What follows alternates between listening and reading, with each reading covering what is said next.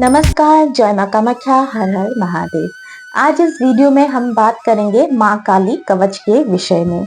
माँ काली कवच एक बहुत ही शक्तिशाली कवच है, ये आप सभी को पता है क्योंकि माता काली का कवच है ना।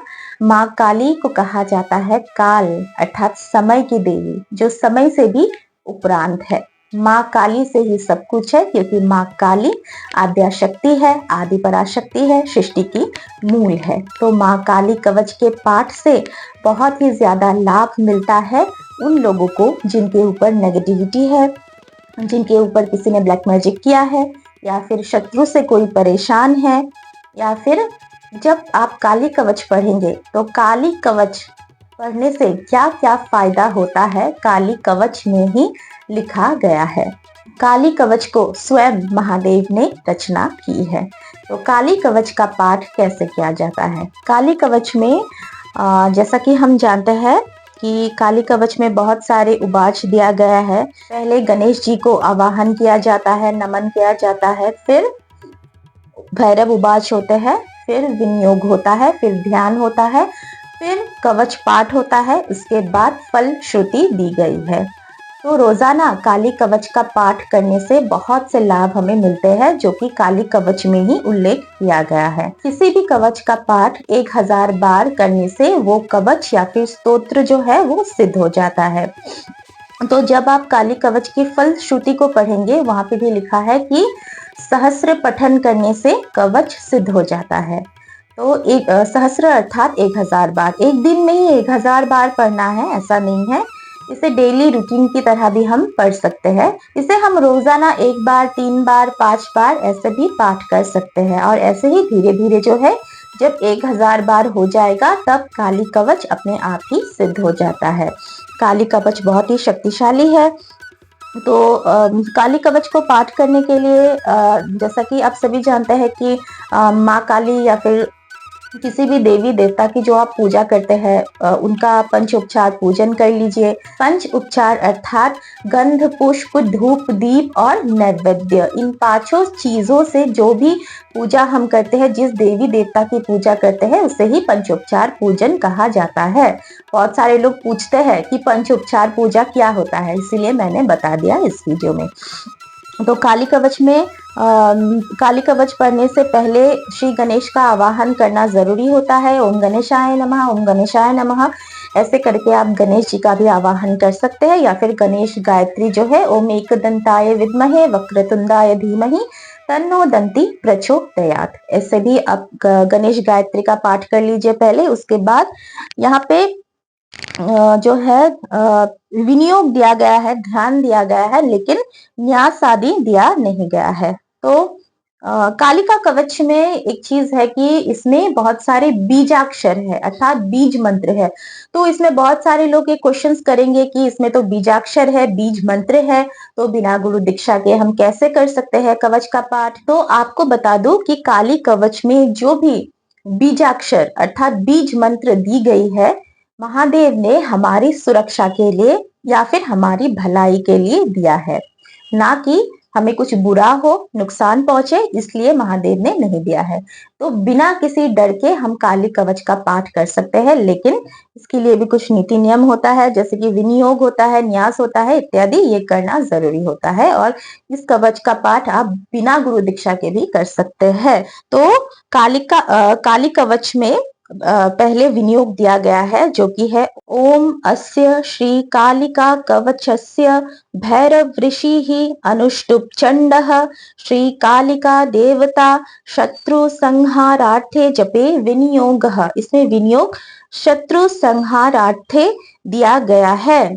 शत्रु यानी कि जो हमारे दुश्मन है, जो दिखते हैं वो ही नहीं है, बल्कि हमारे विभिन्न शत्रु जैसे कि आलस हो गया, नेगेटिविटी हो गया, ब्लैक मैजिक हो गया, या फिर जो भी बीमारी है वो हो गया, रिपु, ये सभी जो है ना, ये शत्रु है हमारे। इसीलिए इन सभी शत्रुओं का संहारार्थ विनियोग इसमें दिया गया है। अगर आप ऐसे भी बोल सकते हो, अगर हर तरह से आपको सिद्धि चाहिए तो ऐसे भी विनियोग किया जा सकता है। ओम अस्य श्री कालिका कवचस्य भैरव ऋषि ही अनुष्टुप चंडः श्री कालिका देवता चतुष्टय सिद्धार्थे विनियोगः। ठीक है, ऐसे भी आप विनियोग कर सकते हैं। तो यहाँ पे जो है कवच में विनियोग के बाद डायरेक्टली ध्यान दिया गया है, ध्यान के बाद कवच स्टार्ट होता है, लेकिन कवच में बीजाक्षर है तो इसीलिए हमें न्यास आदि करना जरूरी होता है। तो जैसा कि हम सभी जानते हैं कि माता काली का बीजाक्षर है क्रीं, क्रीं या फिर क्रीम। तो हम माता काली की बीजाक्षर से ही हृदय आदि, ऋषादि या फिर करन्यास करेंगे। हम अपने इष्ट देवता के बीज मंत्रों से न्यास कर सकते हैं। बीज मंत्र देवता का ही मूल या फिर संक्षिप्त रूप है और इसे हम उपयोग करके हमारे शरीर के विभिन्न अंगों को देवता के साथ जोड़ सकते हैं, जिसे अंग न्यास कहा जाता है। जो तांत्रिक विधि होता है, जिसे गुरु मुख से काली माँ का बीज प्राप्त हुआ है या फिर गुरु दीक्षित है काली तंत्र में, उनको अलग तरीके का हृदयादि न्यास, ऋषि न्यास या फिर कर न्यास मिलता है, लेकिन इसमें हम सिंपल से करेंगे माँ काली के बीजाक्षर से। पहले हम करेंगे ऋष्यादि न्यास। ऋष्यादि न्यास में क्रीं भैरवाय नमः या फिर क्रीं भैरव ऋषिये नमः। फिर मुख पे क्रीं कालिका देवताय नमः, हृदय क्रीं कालिका देवताय नमः। फिर मूलाधार में क्रीं कालिका देवताय नमः। फिर पैरों में क्रीं कालिका देवताय नमः। फिर सर्वांग में क्रीं कालिका देवताय नमः। ये हो गया ऋष्यादि न्यास। तो ऋष्यादि न्यास के बाद आता है कर न्यास। कर न्यास अर्थात हमारे हाथ आगे पीछे। तो हम माँ काली के बीजों से ही कर न्यास करेंगे। हालांकि जो तंत्रोक्त पद्धति होता है, जो गुरु दीक्षित है काली तंत्र में, उनके लिए अलग बीज होता है हर एक उंगली के लिए, लेकिन इसमें हम सिर्फ माँ के बीजों से ही कर न्यास करेंगे। तो पहले हम करेंगे अंगुष्ठ से। ओम क्रीं अंगुष्ठाभ्यां नमः। ओम क्रीं तर्जनीभ्यां नमः। ओम क्रीं मध्यमाभ्यां नमः। ओम क्रीं अनामिकाभ्यां नमः। ओम क्रीं कनिष्ठिकाभ्यां नमः। ओम क्रीं करतल पृष्ठाभ्यां अष्ट्राय फट। ऐसे करके हम करन्यास कर लेंगे। करन्यास के बाद आता है अंग न्यास। अंग न्यास में फिर से हम माँ काली के बीजों से ही करेंगे। बार बार बता रही हूँ कि जो भी काली तंत्र में गुरु से दीक्षित है, उनके लिए अंग न्यास के लिए अलग मंत्र होता है। इसमें हम सिर्फ माँ काली के बीजों से ही हमारे अंगों का न्यास करेंगे। क्रीं कालिकाय नमः। क्रीं कालिकाय नमः।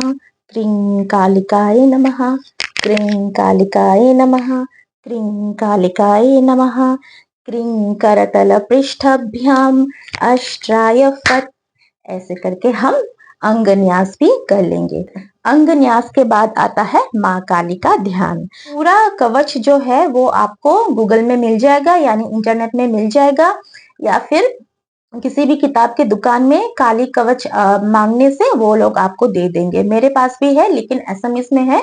थोड़ा थोड़ा इसमें मैं बोल रही हूँ क्योंकि जब भी आप इंटरनेट में सर्च करोगे या फिर दुकान में जाओगे कवच का जो किताब है वो खरीदने के लिए, तो आपको आसानी हो जाए कि कौन से कवच के बारे में मैं बोल रही हूँ। क्योंकि मैंने देखा है कि इंटरनेट में जब भी काली कवच ऐसे डालती हूँ ना, बहुत सारे अलग अलग आते हैं, लेकिन जो मेन है यही है। इस काली कवच को कहा जाता है रुद्रयामल तंत्रुक्त काली कवच, जिसे रुद्रयामल तंत्र शास्त्र से ली गई है, जिसकी रचना स्वयं महादेव ने की है।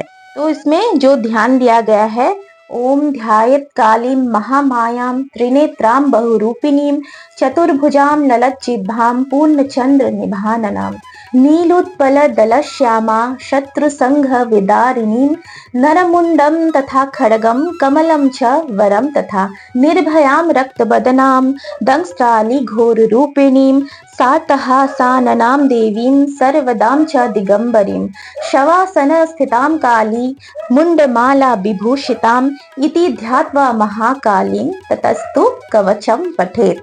यह है माता काली का ध्यान। ध्यान के बाद आता है असली कवच। तो कवच पाठ के बाद कवच में फल श्रुति भी दी गई है। आप चाहे तो फल श्रुति का पाठ कर सकते हो या फिर सिर्फ कवच का भी पाठ आप कर सकते हो, यानी विनियोग।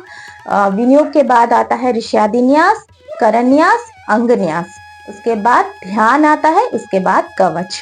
तो इस प्रकार से हम माता काली के कवच का पाठ कर सकते हैं और महादेव द्वारा दी गई इस अनमोल उपहार का इस्तेमाल अपने अपने जीवन में हम कर सकते हैं। तो वीडियो आपको कैसा लगा कमेंट्स में बताइएगा जरूर। वीडियो अच्छा लगा होगा तो वीडियो को लाइक, शेयर एंड चैनल को सब्सक्राइब जरूर कीजिएगा। तो चलिए इस वीडियो से विदा लेते हैं। धन्यवाद। जय मां कामाख्या। हर हर महादेव।